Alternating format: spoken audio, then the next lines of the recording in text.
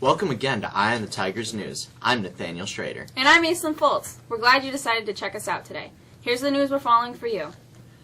Arguably the most powerful man in New York politics for the last 2 decades was arrested yesterday on corruption and bribery charges. Assembly Speaker Sheldon Silver is facing charges that he took nearly $4 million in payoffs and kickbacks. The 70-year-old Democrat was taken into custody by the FBI on federal conspiracy and bribery charges that carry up to 100 years in prison and that could cost him his political seat. He was released on $200,000 bail. Speaker, what do you have to say about the charges? Speaker, do you have any... When they're aired, I will be vindicated. Are you going to resign the speakership, Mr.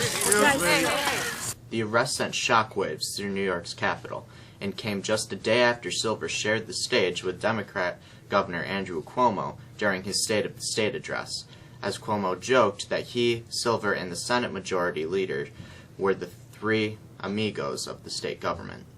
The Republican-controlled Senate acknowledged Wednesday that climate change is real, but refused to say humans are to blame.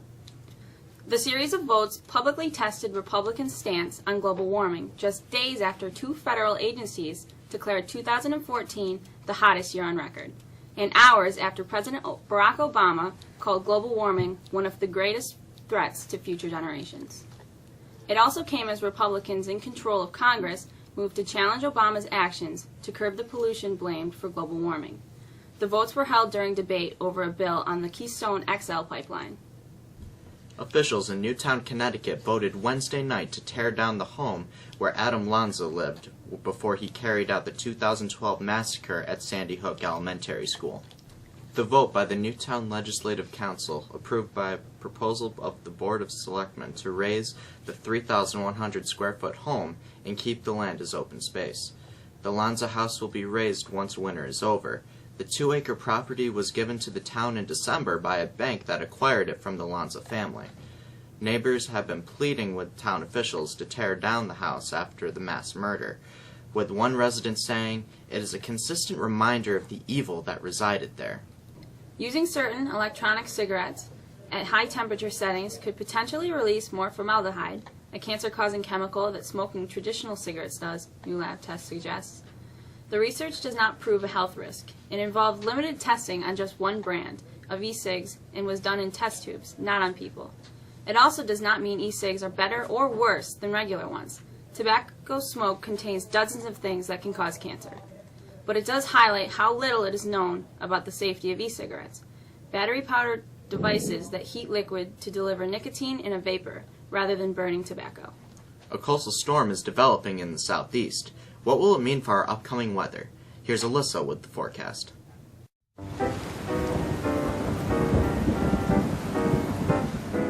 The weather has been relatively quiet this week, certainly compared to last week. And for the most part, we're looking at pretty quiet conditions. Temperatures will be in the mid-30s with limited sun for the rest of Friday before a new system enters our area late tonight, which will bring some snow showers midday Saturday. Accumulations will be minor at most, maybe an inch or 2. With that system passing through, Arctic air will dive in from Canada, bringing icy cold temperatures for Sunday, Monday, and Tuesday. Mid-teens will be the best we will get, but we might see some peaks of sun, so while there is a coastal storm that will affect the northeast coast with lots of rain and maybe some snow, we will be spared, at least this time. Have a great weekend. A little over a week to the Super Bowl, and so far there hasn't been much talk about the upcoming game at all. With the news and sports, here's Andrea Ross. Just over a week until Super Bowl 49 kicks off, and for the most part, no one is talking about the upcoming. Nothing about how the Seahawks will stop Ron Gronkowski, and not much at all about how the Patriots will slow Marshawn Lynch down. The bulk of early talks has been about the soft footballs and whether or not the Patriots cheated last Sunday in the AFC Championship game. Yesterday, both head coach Bill Belichick and quarterback Tom Brady denied any involvement in altering the footballs in order to gain a competitive advantage. When I came in Monday morning, I was shocked to learn of the news reports about the footballs. I had no knowledge whatsoever of this situation until Monday morning.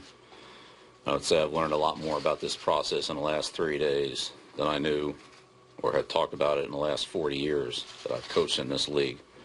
The Syracuse Orange basketball team will take on the Miami Hurricanes tomorrow in the Carrier Dome, and what many Orange followers are saying the biggest game to date for the up-and-down Orange team. Fans are expected to come out in droves with nearly 30,000 expected to pack the Carrier Dome. Tip time is 4 o'clock, and the game is on ESPN2. The Mexico wrestling team earned its second straight league championship on Wednesday night by throttling Homer. The team closed out its home schedule with a win last night against a combined Syracuse City team. Moving forward, the team heads to Section 3 dual tournament on Saturday at CNS. The Tigers are seeded third for the prestigious tournament. Mexico's boys basketball team hosts state-ranked Bishop Ludden tonight, with tip time expected around 6:30. The team is overcoming a tough overtime loss at Chittenango on Tuesday and finds itself in a fight to qualify for the sectional play. The girls' basketball team will look to avenge an earlier loss to VVS this past week when they travel to the non-league area for their game. The boys' indoor track team heads to OCC and the OHSL League meet today. That's it for today. Have a great weekend. The calendar says it's Friday, but how busy are we going to be? Here's Emma with a look.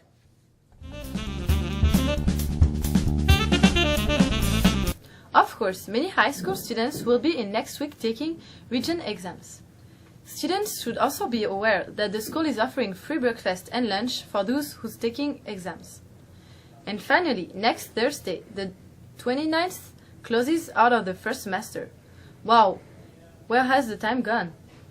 And finally today, we bring in Callie with a look at this January 23rd in history.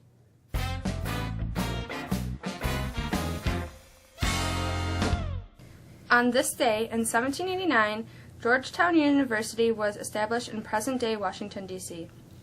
On this day in history, in 1849, English-born Elizabeth Blackwell became the first woman in America to receive a medical degree from the Medical Institution of Geneva, New York. In 1964, the 24th Amendment to the Constitution eliminating the poll tax in federal elections was ratified.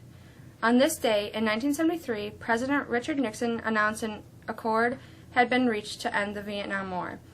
In 1977, the TV miniseries Roots, based on the Alex Haley novel, began airing on ABC.